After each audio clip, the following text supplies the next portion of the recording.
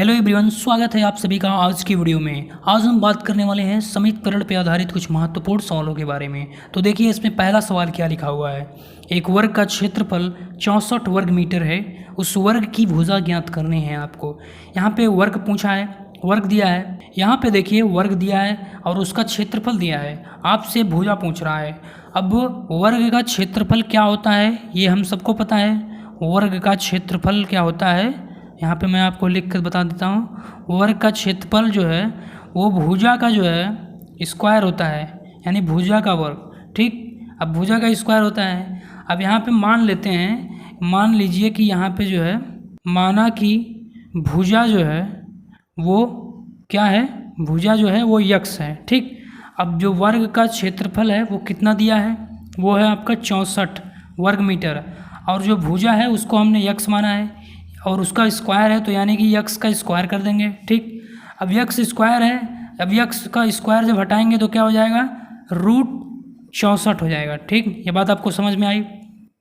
√64 जो है इसका वैल्यू कितना होता है, 8 होता है। ये क्वेश्चन आपको समझ में आया होगा किस तरह से इसको करना है। तो चलिए बढ़ते हैं दूसरे वाले क्वेश्चन की तरफ। देखिए दूसरा क्वेश्चन क्या लिखा है। एक आयताकार बाग की लंबाई उसकी चौड़ाई का 3 गुना है। यदि बाग का क्षेत्रफल 243 वर्ग मीटर है तो बाग की लंबाई क्या होगी, ये आपको बताना है। पहले देखिए जो बाग है वो आयताकार फॉर्म में है, तो सबसे पहले आपको एक यहाँ पे आयत बना लेना होगा। आयत में क्या होता है, एक लंबाई होती है और एक चौड़ाई होती है। ये लंबाई हो गई और ये जो है उसकी चौड़ाई हो गई। ठीक, ये कुछ इस तरह से होता है, आप सबको पता होगा। अब यहाँ पे जो है क्या बोल रहा है कि लंबाई उसकी चौड़ाई का 3 गुना है।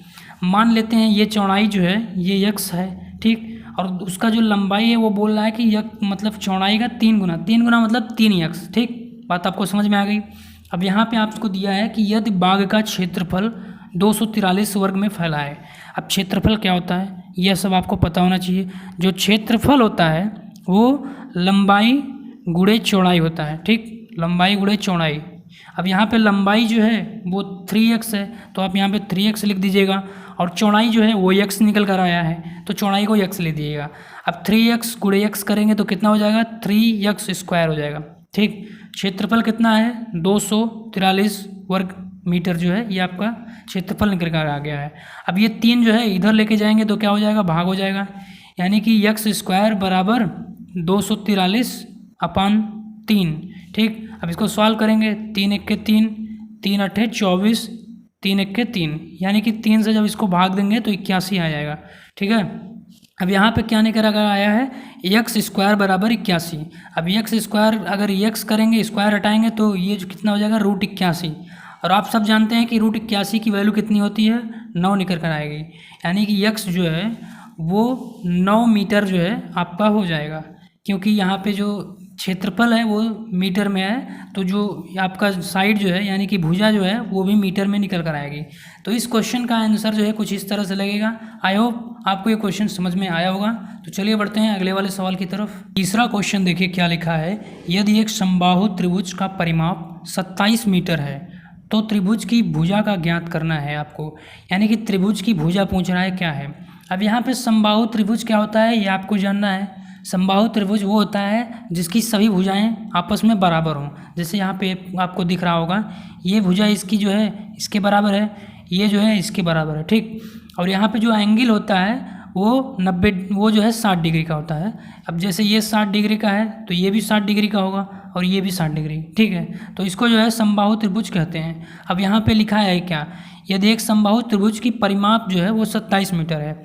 अब जब परिमाप होता है वो क्या होता है आपको समझ में आ जाना चाहिए।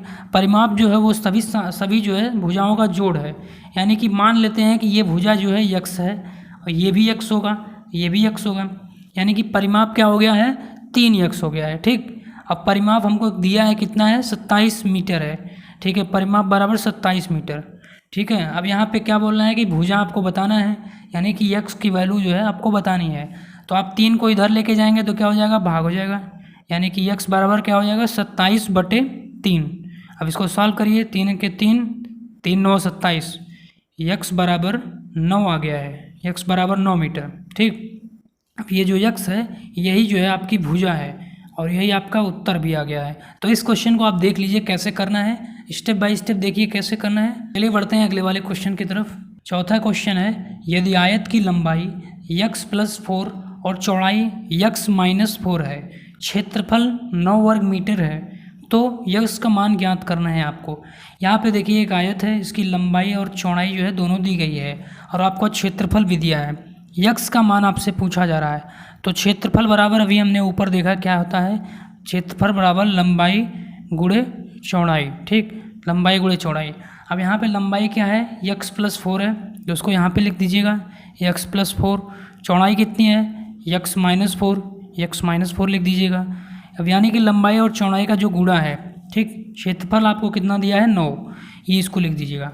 अब ये जो आपको देखने को मिल रहा है कि x+4 x-4, ये कुछ आपको इस तरह से दिख रहा है ना, a+b के फॉर्म में, तो ये किसके बराबर होता है, a² - b² के फॉर्म में। ठीक, अब उसी तरह से जो है आप x को जो है a मान लीजिएगा और 4 को b मान लेंगे, तो कितना हो जाएगा, a² मतलब x², ठीक, और -b मतलब 4, तो 4 का भी स्क्वायर कर दीजिएगा। ठीक, अब यहाँ पे 9 जो है उसको उसी तरह लिख दीजिएगा।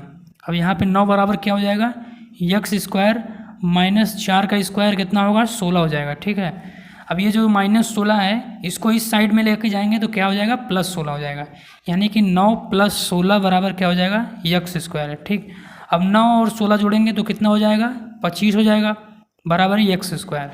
अब जब x² में से स्क्वायर हटाएंगे तो x बराबर कितना हो जाएगा, √25 निकल कर आ गया है।